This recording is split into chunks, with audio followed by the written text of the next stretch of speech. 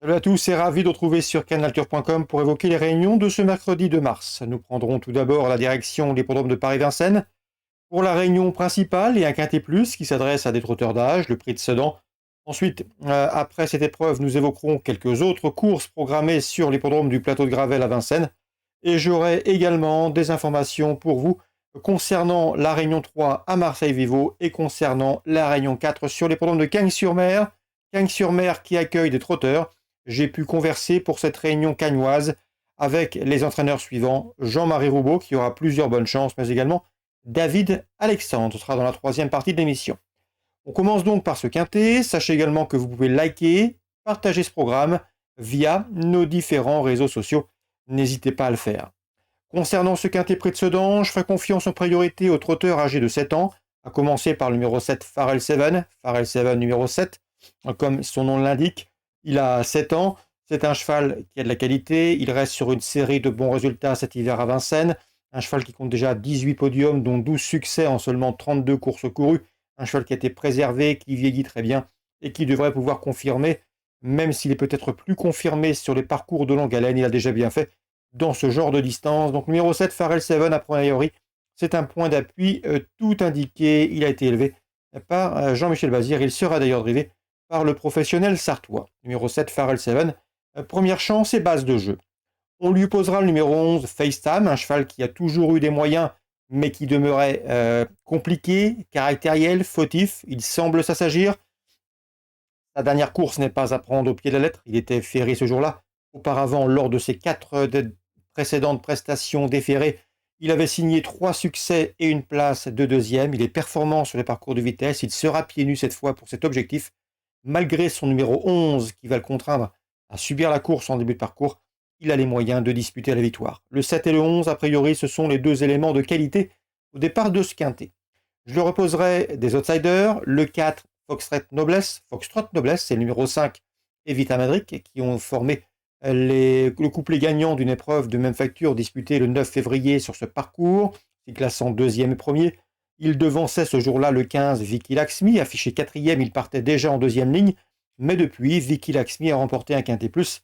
C'était le 15 février sur ce même parcours de vitesse, donc malgré son numéro 15 en deuxième ligne et en dehors derrière les ailes de l'autostart, ce numéro 15 a parfaitement les moyens d'inquiéter les précédents cités.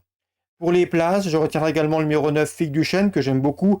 Elle avait gagné sur ce tracé au mois de janvier, et ce devant Evita Madric, c'est une bonne jument. Seul son numéro 9 va jouer contre elle, un numéro qui n'a rien d'un cadeau. Pour ce numéro 9, Fig du Chêne, en théorie, première chance, son numéro 9 m'a incité à la rétrograder dans ce pronostic. Le 1, Foley Bussonnet, un cheval régulier. Il n'a pas gagné depuis pas mal de temps, mais il compte 5 places en 6 quintets courus. Il devrait une nouvelle fois batailler pour une place dans le quintet. Le 10, c'est Voyage d'amour. Attention à cette jument, elle a toujours montré des moyens, elle est confirmée à Vincennes. Il ne faut pas prendre au pied de la lettre ses dernières prestations. C'était sur des parcours de longue haleine. Elle est beaucoup plus efficace sur les parcours de vitesse. Et ici, elle retrouve donc un parcours de 2100 sur lequel elle a toujours bien fait. C'est une attentiste. Elle aime courir caché afin de préserver sa pointe de vitesse finale. C'est ce que va sans doute faire son driver, la courir en embuscade pour lui masquer sa pointe. Et à mon avis, dans ce lot, elle peut venir chercher une 4e, 5e place à une très grosse cote. Donc je l'ai placée en fin de sélection. S'il fallait résumer, 7, 11, 4, 5, 15, 9, As et 10 en cas de partant. Pourquoi pas envisager le 12, Rocky Tilly, confirmé également dans les tournois de cet acabit. Concernant la suite du programme, la deuxième, j'aime beaucoup le 2 chevaux qui reste sur une victoire remontée, le 14, Igocléa, et le 15, Irina de Bailly. Il possède de surcroît les meilleurs chronos du peloton sur ce parcours en 1,15. Dans la 5e, il faut faire confiance à mon avis au 505 dans cette épreuve qui vient de s'imposer avec de la marge sur c'est Gold Voice, pardon, qui vient de s'imposer avec de la marge sur la petite piste sur plus court. Mais le style y était, une jument qui a été arrêtée de septembre à février et qui rattrape désormais le temps perdu. Le 505 Gold Voice. L'opposition, le 3 Galantrefort qui reste également sur une victoire et éventuellement le 7 Goldie Atou qui reste sur 2 succès et qui arrive du sud-est avec des ambitions 505, 503, 507. Dans la suivante, la 6e, le 609 Glamour Queen me plaît beaucoup. Elle a bien gagné dernièrement le 9 février sur ce parcours et ce en 1,13,3, soit le meilleur chrono du peloton sur ce tracé. Confirmation attendue pour cette jument en retard de gain, 609 Glamour Queen. L'opposition, le 2 Gloire de l'Ayo qui reste sur 2 succès. Ou encore le 5, à savoir Ghana de Ligny, Bonne finisseuse, qui doit courir cachée et qui devrait finir vite. Il faut la racheter, elle reste sur une faute. Bref, dans cette course réservée aux juments, j'ai fait confiance aux 6 ans, c'est-à-dire aux plus jeunes, 609, 602, 605. On passe à Vivo Réunion 3. La première, je vous conseille le 101 Winan, qui vient de s'imposer sur ce parcours début février, qui devrait confirmer. Elle trouvera sur sa route le numéro 3, Mazaltov, qui dispose d'une belle chance théorique, 101-103. La deuxième, le 202 Houghton, mérite crédit, sur lequel a brillé notamment cet hiver à Cagnes-sur-Mer en se classant 4e d'un quintet au mois de janvier.